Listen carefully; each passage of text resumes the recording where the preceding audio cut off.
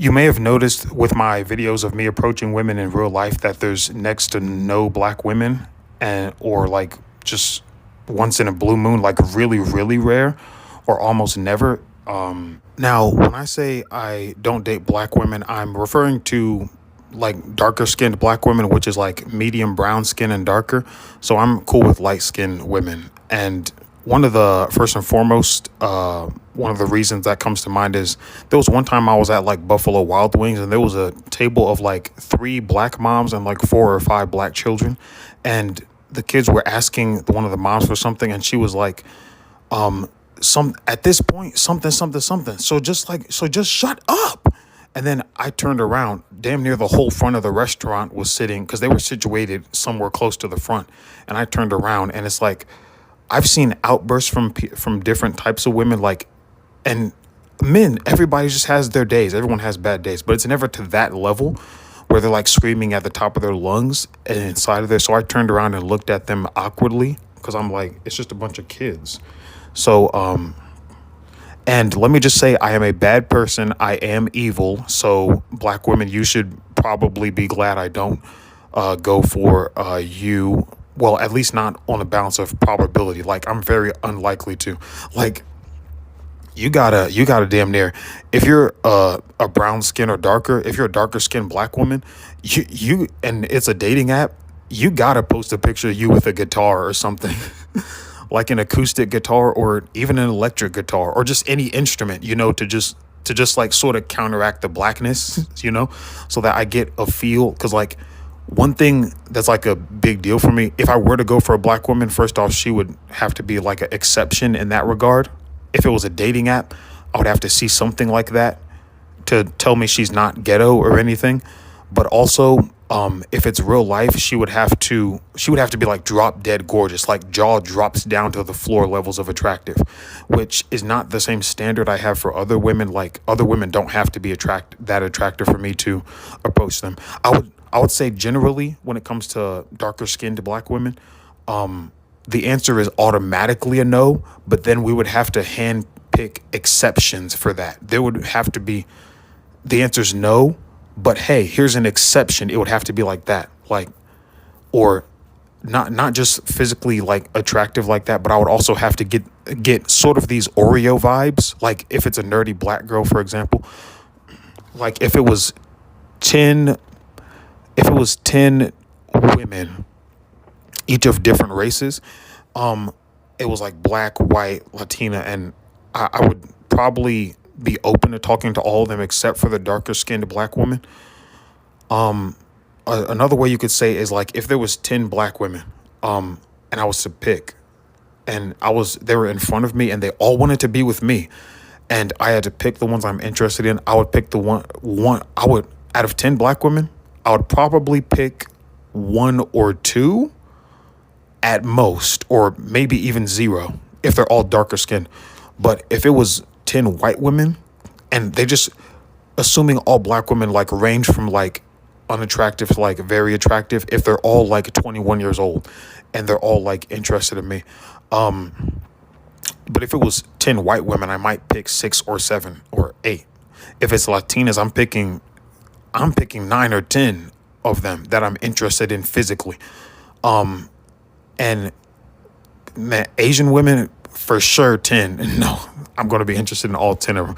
But yeah, now, if you show me 10 black women and all 10 of them are confirmed to be nerdy, all 10 of them like anime, or all 10 of them are into fitness, that would start to increase the likelihood. But it's not, but I would have to find that out somehow. So in order for me to be into a black woman, she would have to be drop dead gorgeous without me finding out anything, which would be an exception. But another exception would be I would have to find out a lot more somehow, which would be difficult if I'm not regularly around her. So yeah.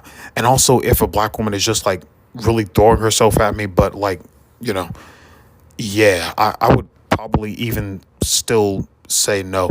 Now, I'm perfectly fine being friends and business associates with black women, so I have no problem with that. I've seen many black women in business settings who work extremely hard, and I also do not support like any of these ideologies that are like disrespectful to black women. Like there's some people who just have vitriol and just venom and just hatred, like genuinely, like they can't say anything positive. Like if a black woman has her hands full and she's walking in somewhere, I'm for sure going to hold the door open for her. I hold the door open for people even when they have their hands empty, and I don't even see most people doing that. But I digress. There's a lot of people that don't want to say anything positive about like black women. Like, no, it's just when it, for me, this only applies to dating, romance, and intimacy. So that in that regard, I usually do not go for darker skinned black women. I could, but that would be a very rare exception. I'm not shutting it out, but I am saying that the likelihood is the lowest for black women, and it's for darker skinned black women, and it's way high. It's pretty much every other group of women is going to get looked at from a more like from a regular standard. It's not an automatic no for other groups of women, right? But by the way, circling back for Latinas, all 10 of them, I might pick all 10 of them. I love Latina, and I love Latinas so much. I might even pick the Latina that's a 2 or a 1 if it was from 1 to 10, and all 10 of them, all levels of attractiveness. Or mixed girls. Listen, mixed girls are top tier. The mixed girls and Latinas have been so nice to me. Actually, Asian girls too. Asian women have been like extremely nice to me, and mixed girls. So yeah, and this, by the way, what I'm saying does not apply to light-skinned fully black women who are light-skinned, and it does not apply to half black women, mixed part black women, which in many regards you would still call them black in some contexts, but depending on who you ask. But yeah, it just applies to fully black women who are medium brown or darker. But yeah. Chapter 3: The Man of Color and the White Woman. Out of the blackest part of my soul, across the zebra striping of my mind, surges the desire to suddenly be white. I wish to be acknowledged not as black, but as white. Now, and this is a form of recognition that Hegel had not envisioned, but a white woman who can do this for me. By loving me, she proves that I am worthy of white love. I am loved like a white man. I am a white man. Her love takes me into the noble road that leads to total realization. I marry white culture, white beauty, white whiteness. When my restless hands caress those white breasts, they grasp white civilization and dignity and make them mine. Some 30 years ago, a cold black Negro in a Paris bed with a maddening blonde shouted at that moment of orgasm, "Hurrah for Schollinger."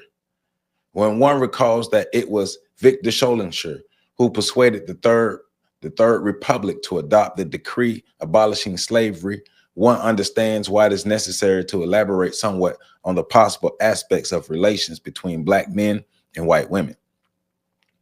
It would be argued that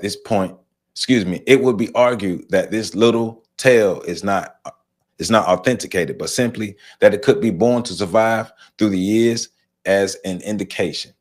It is no fallacy, for the antidote renews a conflict that, active or dormant, is always real.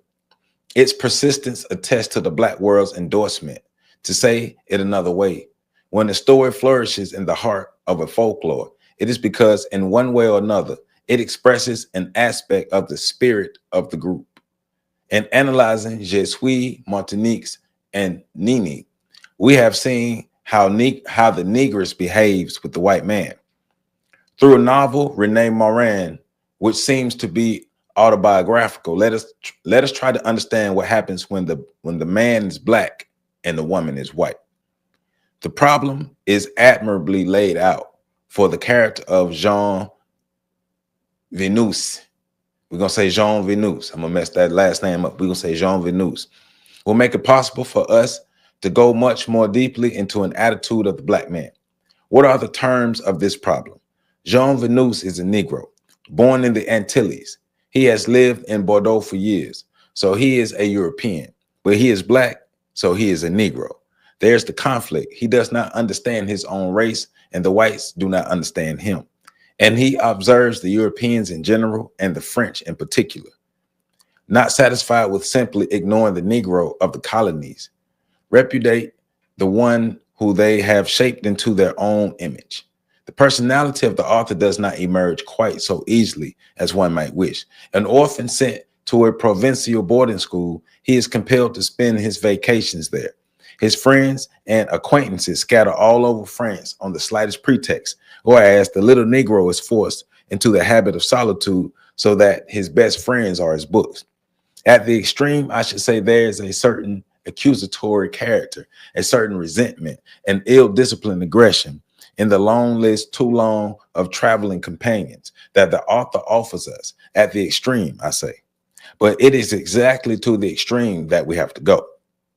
Unable to be assimilated, unable to pass unnoticed, he consoles himself by associating with the dead, or at least the absent. And his associations, unlike his life, ignore the barriers of centuries and oceans.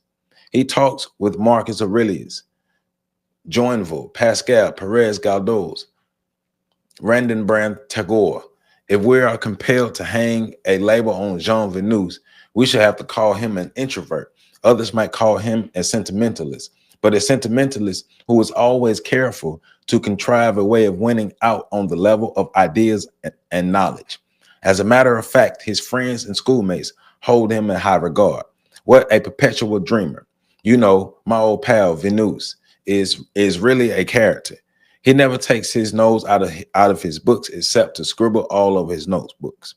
But a sentimentalist who goes nonstop from singing Spanish songs to translating into English. Shy, but uneasy as well. As I was leaving them, I heard Drivande say to him, "A good kid, that Venus. He seems to like being sad and quiet, but he's always helpful. You can trust him. You will see. He's the kind of Negro that a lot of white guys ought to be like. Uneasy and anxious indeed. An anxious man who cannot escape his body." We know from the other sources that Rene Morin cherished an affection for Andre Gide.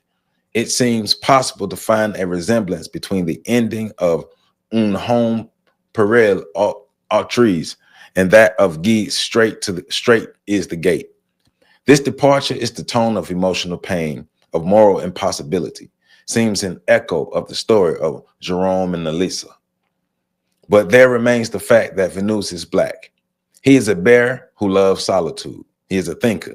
And when a woman tries to start a flirtation with him, he says, "Are you trying to smoke out an old bear like me?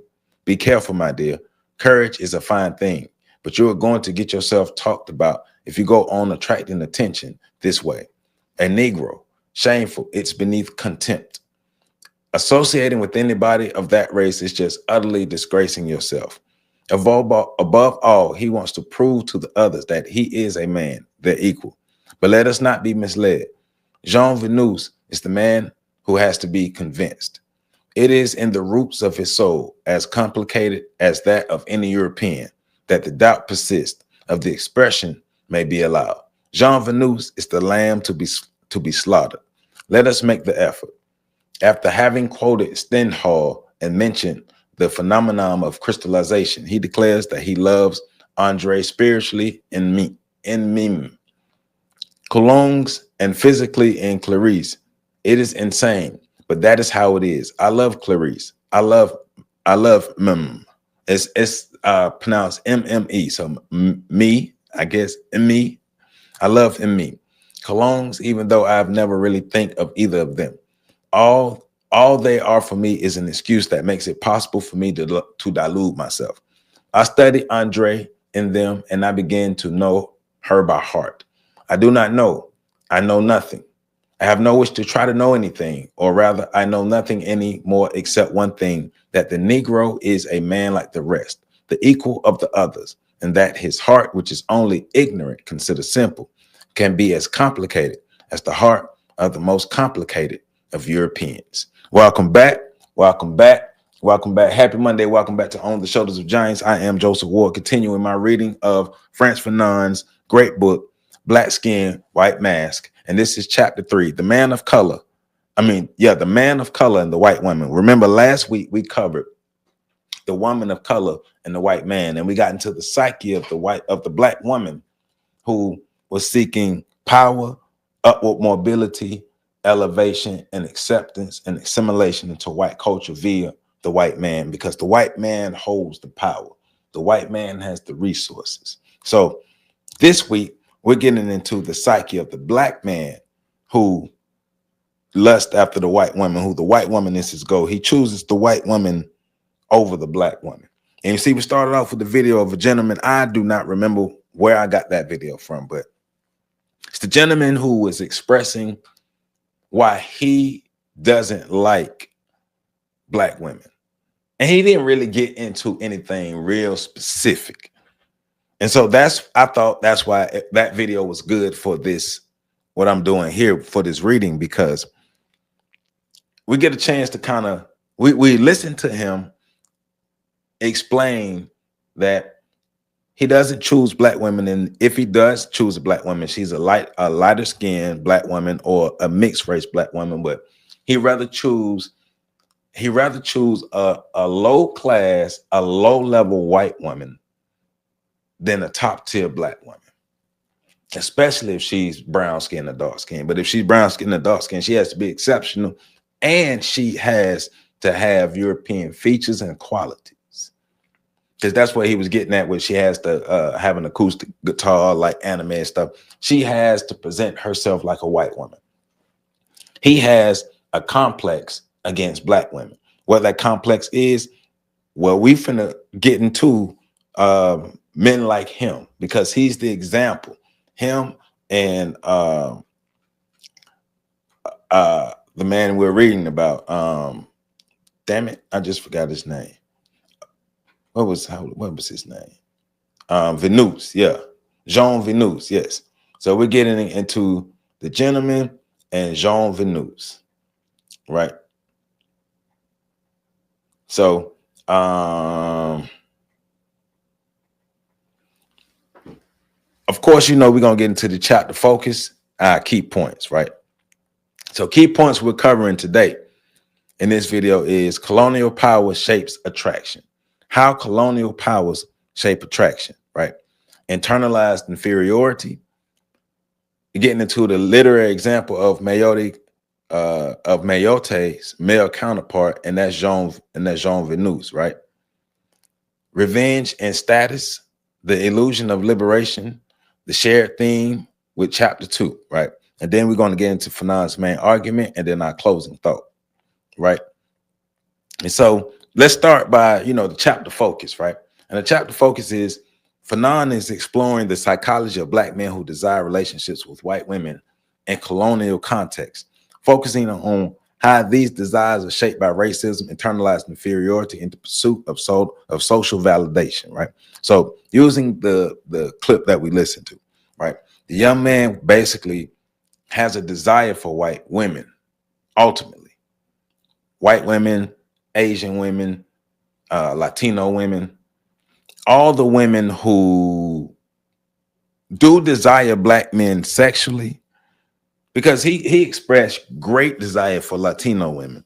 And if you go look at our Friday breakdown, when we're talking about the illusion of black and brown unity, the gentleman, Ricardo Ignacio, was telling the black man about how the Latino and Hispanic communities don't want to darken their bloodlines, right? They want the bloodlines to be as close to the Spanish as possible. So in essence, they don't really desire black men like that. They may desire black men sexually, but they don't desire to breed with black men, because ultimately they've been acculturated to keep their bloodline light.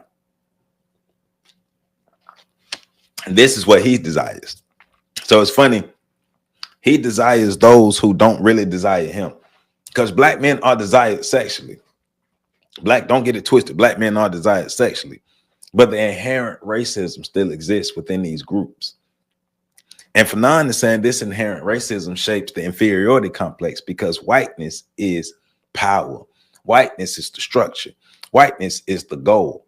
And if I want to be somebody who's remembered, if I want to be respected, if I want to be uplifted and empowered and have my praises sung, I need to be as close to whiteness as possible. And one of the ways to get to whiteness is through the love of a white woman. You see, the opening of the reading is, if a white woman loves me, then I'm seen as a white man. That's what the character in, that's what Jean was saying in here, right? If a white woman loves me,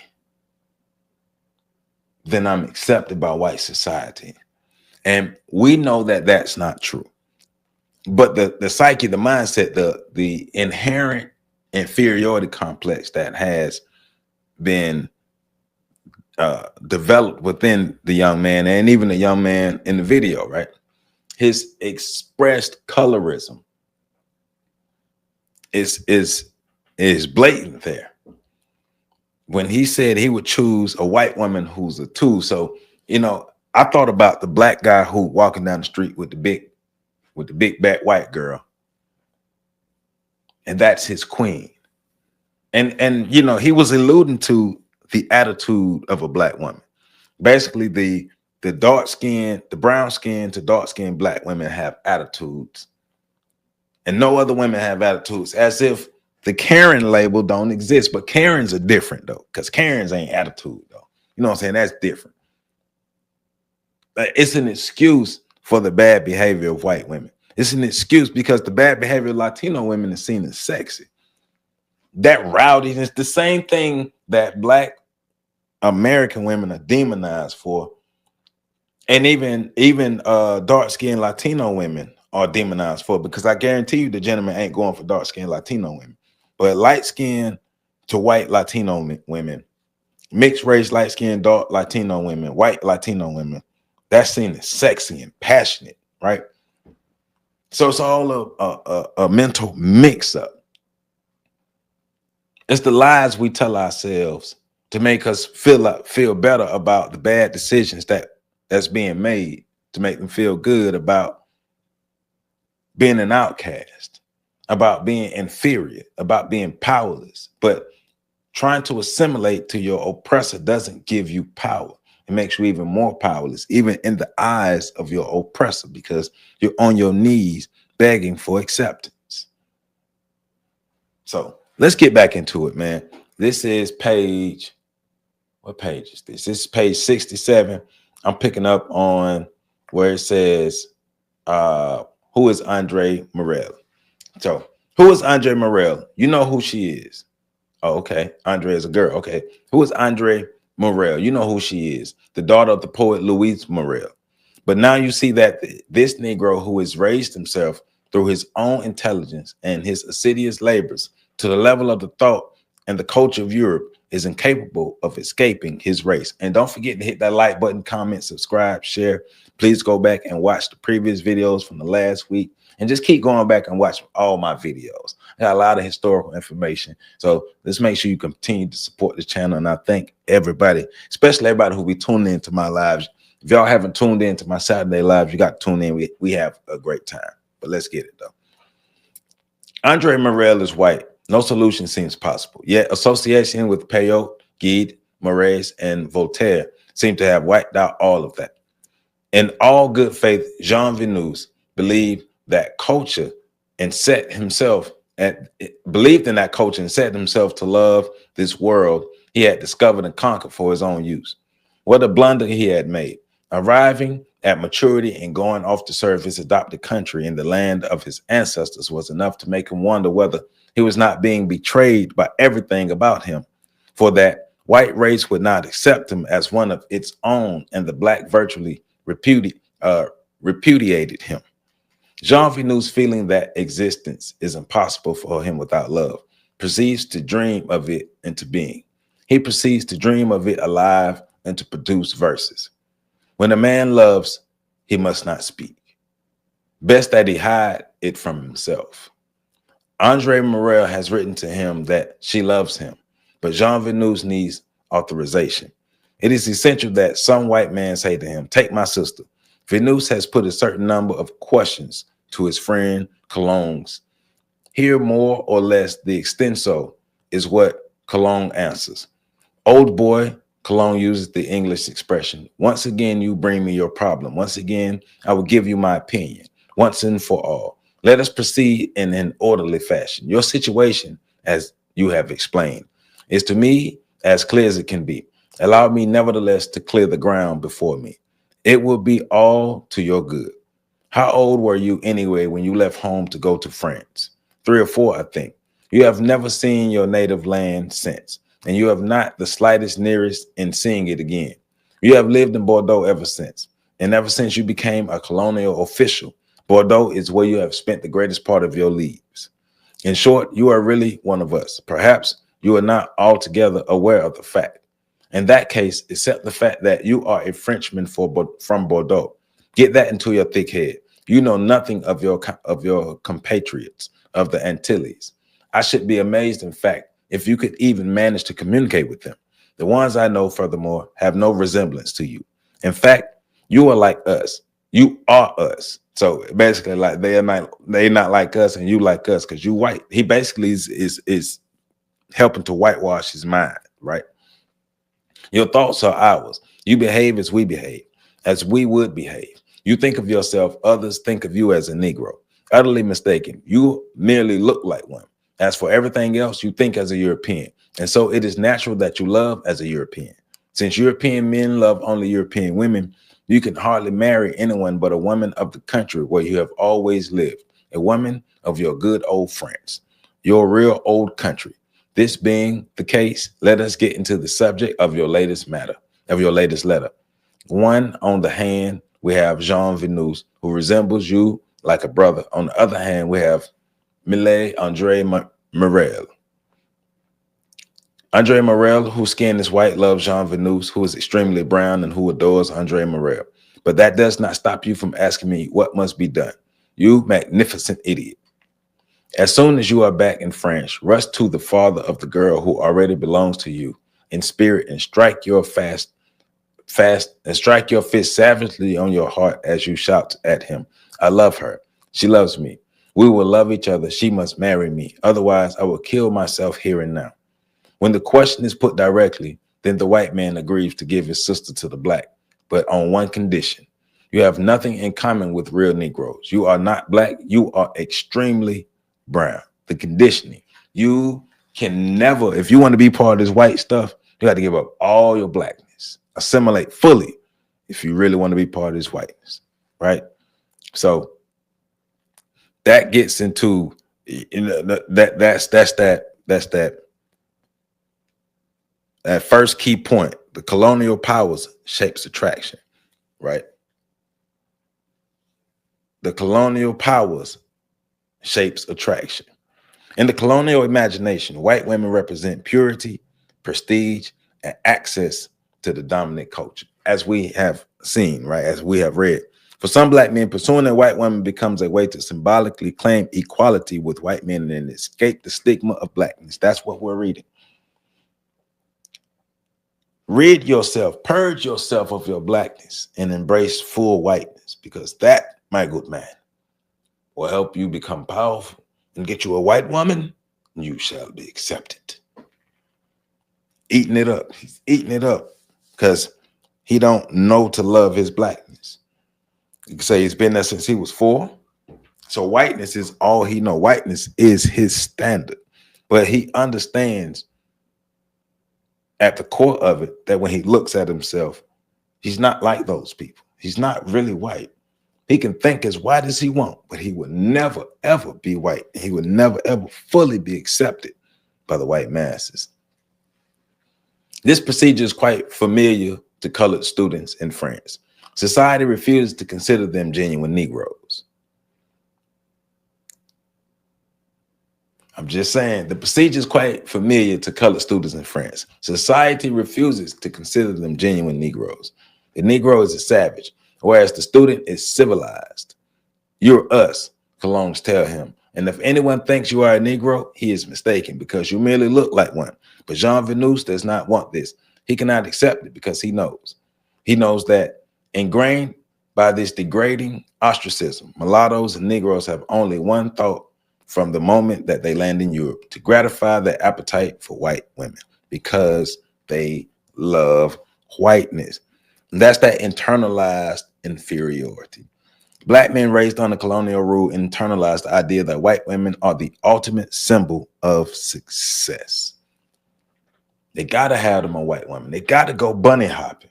Dr. Umar would be upset at him, but he got too much stuff going on with his school right now, right?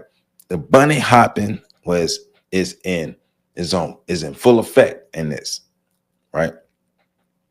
The pursuit is not always about personal affection, but about seeking validation from a racist society. But why do you got to be racist to me? Why can't you accept me? What do I have to do for you to accept me? Do I have to become you to accept me? Okay, I will become you. I will do anything for you to accept me. I will become you. I will think like you. I will walk like you.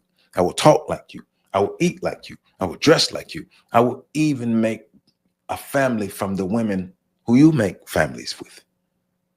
I want to be everything that you are, my white master. That's the mindset. The majority of them, including those of lighter skin, who often go on to the extreme of denying both their countries and their mothers, tend to marry in Europe, not so much out of love as for the satisfaction of being the master of a European woman, and a certain tang of proud revenge enters into this. Okay. And so I wonder whether, in my case, there is any difference from theirs, whether by marrying you, who are a European, I may not appear to be making a show of contempt for the women of my own race, and above all, to be drawn on by desire for that white flesh that has been forbidden to us Negroes as long as white men have ruled the world, so that without my knowledge, I'm attempting to revenge myself on the European woman for everything that her ancestors have inflicted on mine throughout the centuries, even though it's a half-hearted way of inflicting revenge, right? What a struggle to free himself of a purely subjective conflict. I'm a white man. I was born in Europe. All my friends are white. There are not 8 Negroes in the city where I live. I think in French. French is my religion. I am a European. Do you understand? I am not a Negro. And in order to prove it to you, as I, a public employee, am going to show the genuine Negroes the difference that separate me from them. Indeed, read the book again and you will be convinced. Who knocked at the door? Yes, of course. Is that you, Soa? Yes, Major. What do you want? Roll call, Major. 5 men guard, 17 men prisoners, everybody here. Anything else new? Any word from the runner? No, sir, Major. And that's a conversation. That's a conversation between those 2 men. Monsieur Venus has native barriers. He has a young Negro girl in his house. And to the Negroes who seem downcast that he is leaving, he feels that the only thing for him is to say is, please go away.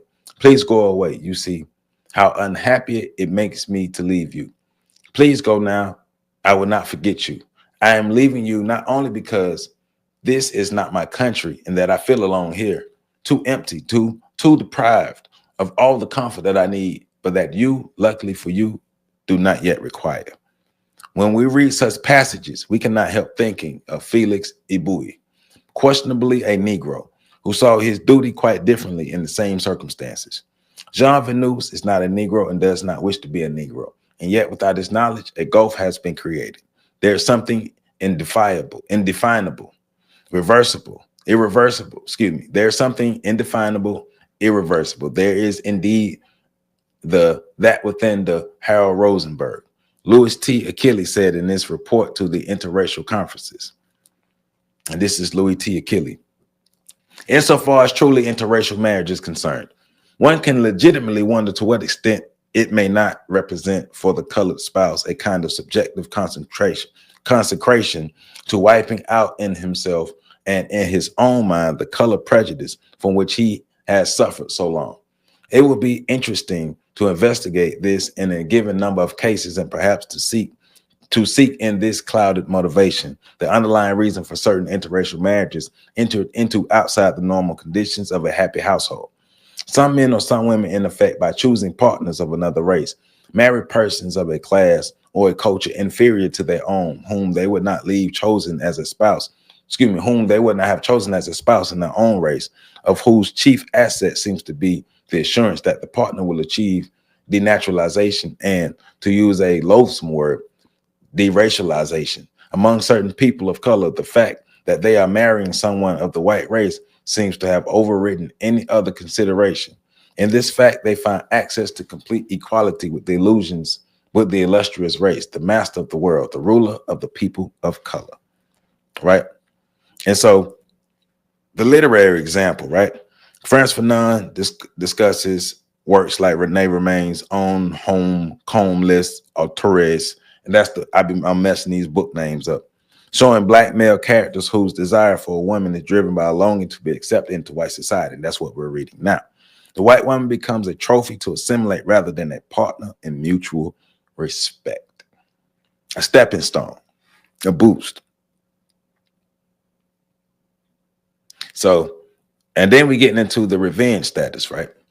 In some cases, desires for white women carries an element of revenge against white women, a way of symbolically challenging white male dominance, which I just stated is half-hearted, right?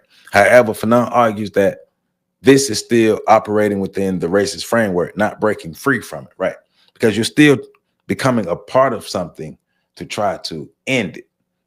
And we know that don't work because you don't have the total means to do it, because you deep down have this internalized inferiority and this internalized revenge factor saying, I'm going to get back to these white folk one way or another. And I'm going to get back to these white folk through having babies with these white women and making them mad. That's not it.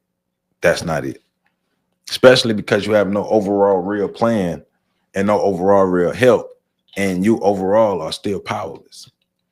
And what you think gives you power doesn't, because you still are under the thumb of the white supremacists.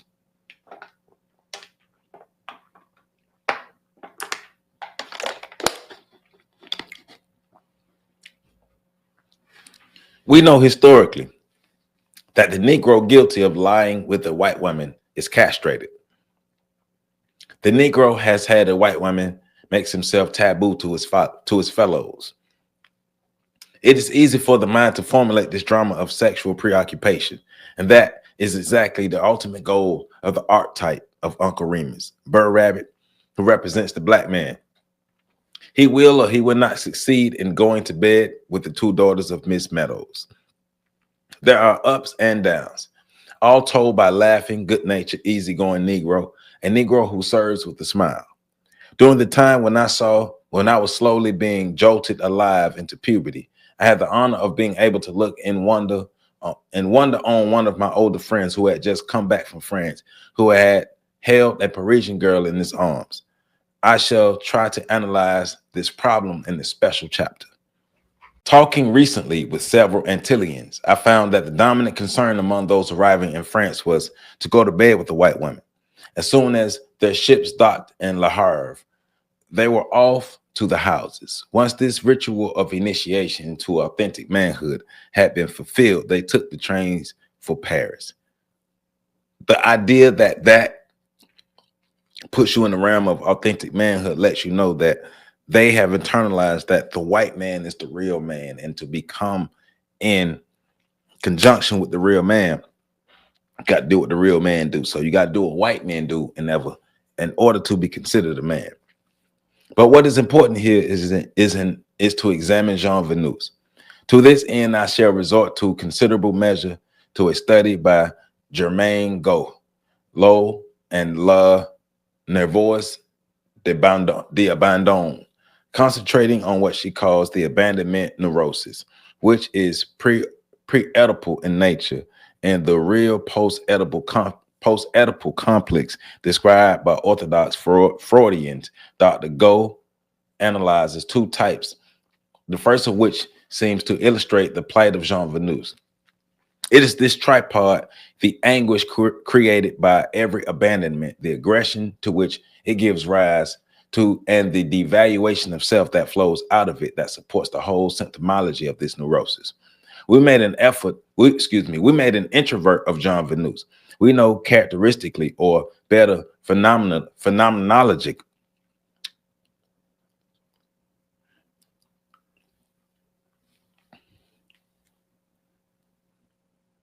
We made an introvert of Jean Venus. We know characteristically, or better, phenomenologically, that autistic thinking can be made dependent on a primary introversion. And a patent of the negative aggression type, obsession with the past and with its frustration. It grasps, it defeats, paralyzes his enthusiasm for living. Generally, more introverted than the positive loving type, he has a tendency to go back over his past and present disappointments, building upon in himself a more or less secret area of bitter, disillusioned resentments that often amounts to a kind of autism. But unlike the genuine autistic person, the abandonment neurotic is aware of the secret zone, which he cultivates and defends against every intrusion. More egocentric than the neurotic of the second type, the positive loving, he views everything in terms of himself. He has little capacity of disinterestedness. His aggression and a constant need for vengeance inhibit his impulses. He retreats into himself, does not allow him to give any positive experience that would compensate for his past. Hence, the lack of self-esteem and therefore of effective security is virtually total in such case.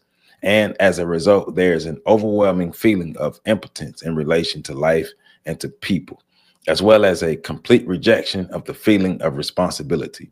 Others have betrayed him and thwarted him, and yet it is only from these others that he expects any improvements in his life.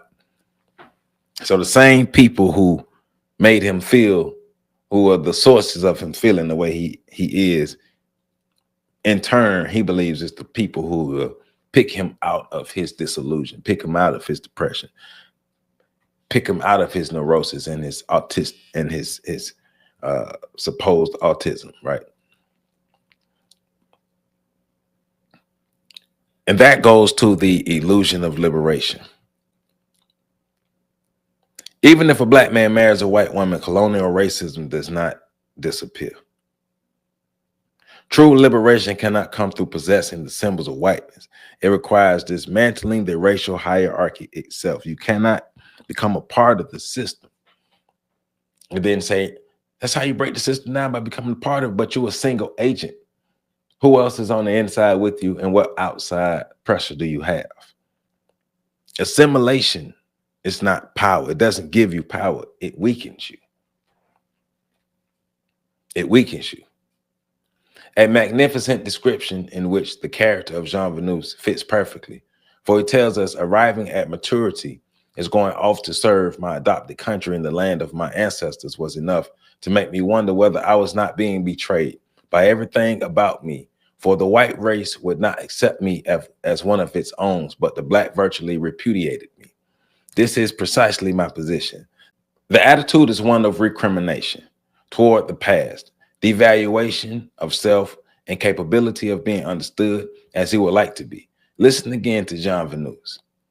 Who can describe the description of little Hottentots whose parents, in the hope of making real Frenchmen of them, transplant them to France too early?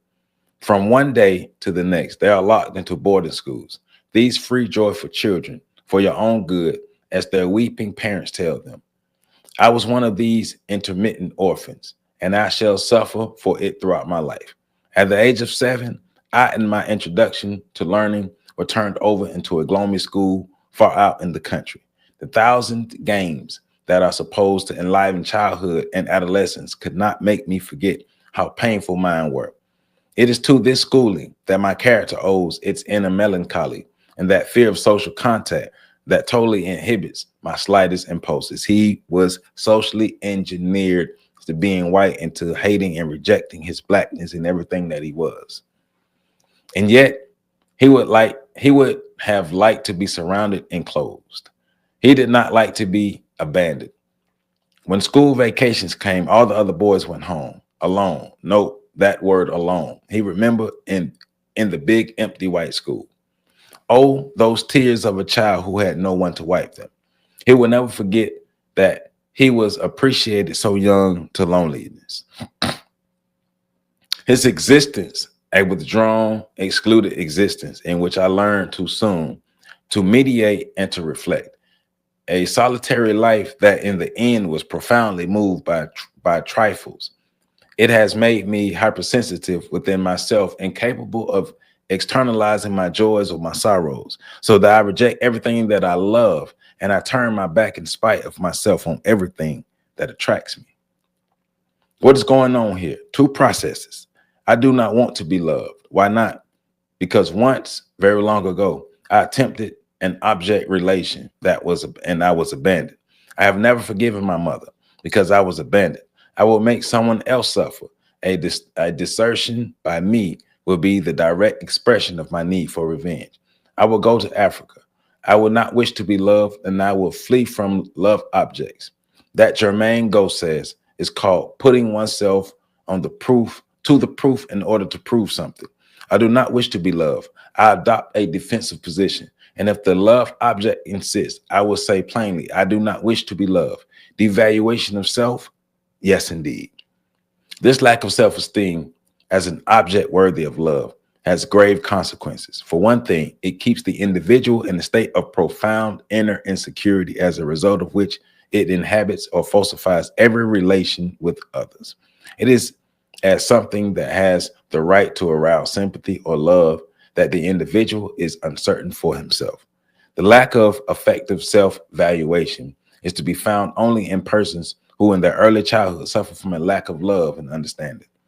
Jean Venus would like to be a man like the rest, but he knows that this position is a false one. He is a beggar. He looks for appeasement, for permission in the white man's eyes. For to him, there is the other.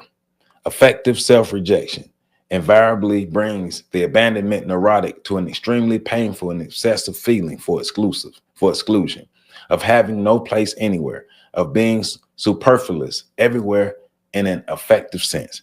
I am the other is an expression that I've heard time and time in the language of the abandonment neurotic.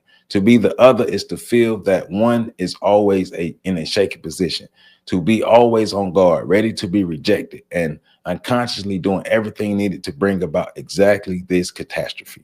It would be impossible to overestimate the intensity of the suffering that accompanies such desertion, such desertion states. A suffering that in one way is connected to the first experiences of rejection in childhood, and that brings them back in all their strength.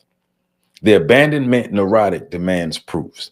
He is not satisfied with isolated statements. He has no confidence. Before he forms an objective relation, he exacts repeated proofs from his partner. The essence of his attitude is not to love in order to avoid being abandoned. The abandonment neurotic is insatiable. That is because he claims the right to constant amends. He wants to be loved completely, absolutely, and forever. Listen, my dearest Jean, I got your letter of last July only today. It is completely mad. Why torture me this way?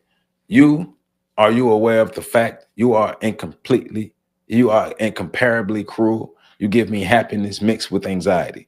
You make me the happiest, and the same time the unhappiest of women. How many times shall I have to tell you that I love you and I belong to you and I am waiting for you? Come. The abandonment neurotic has finally deserted. He is called back. He is needed. He is loved. And yet, what fantasies? Does she really love me? Does she look at me objectively? One day a man came, a great friend of Daddy Ned, who had never seen point to point. He came from Bordeaux, but good God, he was dirty.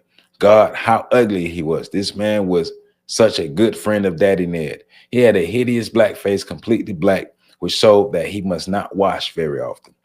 Looking eagerly for external reasons for his Cinderella complex, Jean Venus projects the entire arsenal of racial stereotypes into a child of 3 or 4 years. And to Andre, he says, tell me, Andre, darling, in spite of my color, would you agree to marry me if I asked you? He is frightfully full of doubt. Here is Jermaine Go on the subject. The first characteristic seems to be the dread of showing oneself as one actually is. This is a broad field of various fears.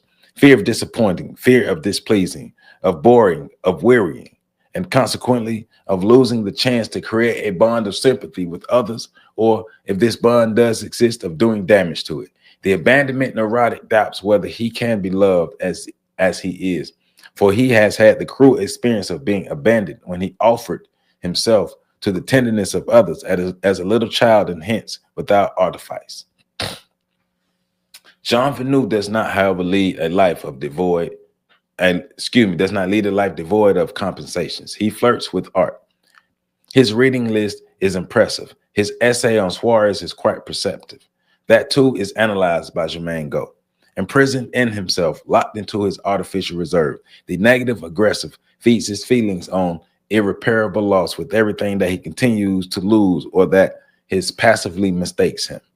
Therefore, with the exception of such privileged sectors as his intellectual life or his profession, he cherishes a deep-seated feeling of worthlessness. What does this analysis lead us?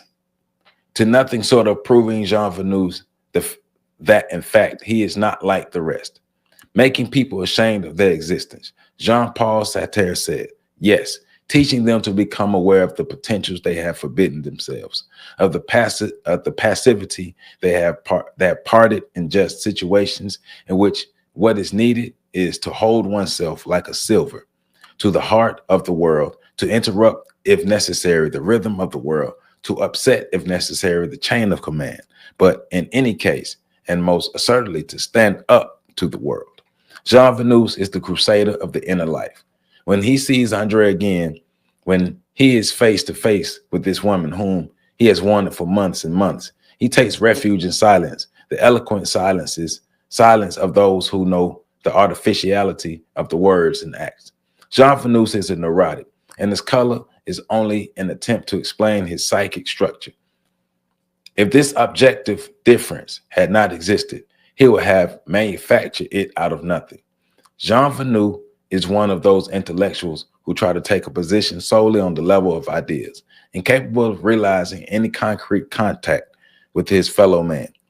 Is he treated decently, kindly, humanely, only because he has stumbled on some servant secrets? He knows those people, and he is on guard against them. My vigilance, if one can call it that, is a safety catch. Politely and artlessly, I welcome the advances that are made to me. I accept and repay the drinks that are brought for me. I take part in the little social games that are played on deck, but I do not allow myself to be taken in the goodwill shown me. Suspicious as I am of this excessive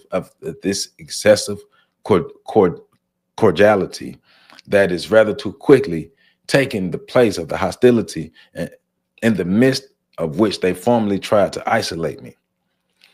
He accepts the drinks, but he buys others in return. He does not wish to be obligated to anymore.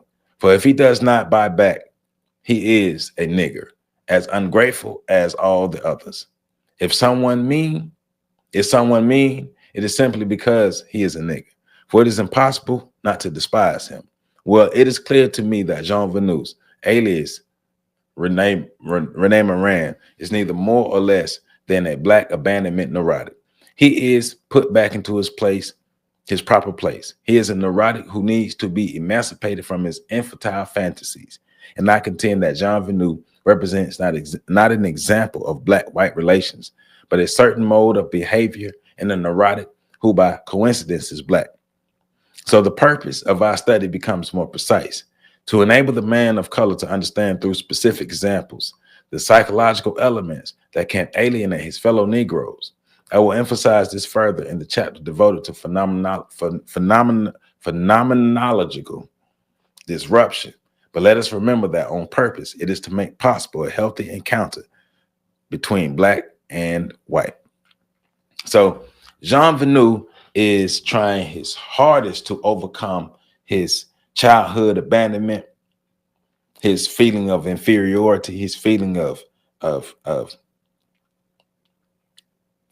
being nothing, being no one, being less than, and compensate that by fully integrating himself into the white man's world to feel alive again through the eyes and the mind of a white man, to be reborn as a white man. And so, like chapter 2, in conjunction with chapter 2, like the women of color, right? Both are caught in the same cycle of alienation and mimicry. Both see themselves as less. Both are looking for power. Both are looking for validation. Both are looking for empowerment, upward mobility. Both want to be accepted by the white man, by both the white man and their own people. But both have the revenge factor at the back of their mind. Because you hurt me, therefore I shall hurt you. Someone has to be hurt. That's what Jean Venus is doing Andre like that. So the main argument of chapter 3 is, for some black men under colonial rule, the pursuit of white women is less about love and more about internalized racism and the desire for social validation.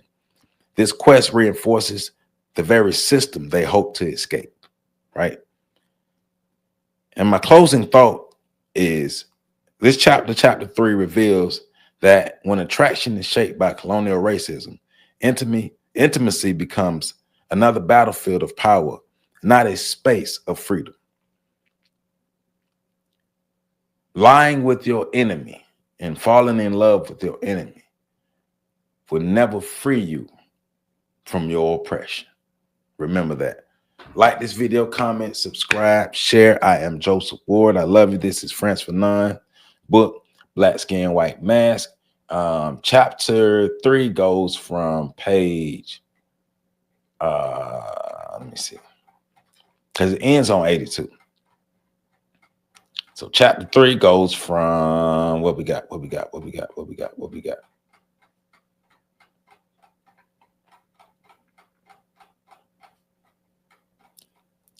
right, chapter 3 goes from 63 to 82, pages 63 to 82. Chapter 3, 63 to 82. And so that means we're picking up on chapter 4, which starts out on page 84 for the next video. So make sure you, if you don't have the book, get into the description and get your copy. You can get your copy of this book. It's a link in the description. So chapter 4 is the so-called dependency complex of colonized people. The so-called dependency complex of colonized people. We working, man. We working, we cooking, and we working, and we serving up some knowledge that we can use for forward movement for our people. So ontheshoulders1.com is the website. Make sure you check it out. You can become a member of this channel. Make sure you join. Make sure you hit that super like button. And I love y'all, man. Let's keep working. Let's keep working. Hit that share button, hit that like button. Let's make sure we get these views up. Let's make sure y'all help me get to 100K subscribers. I'm almost there. I'm at 72. I need y'all help to help me get to 100K. I love y'all. Make sure y'all catch the next video coming up. Happy Monday. Enjoy your day. Peace.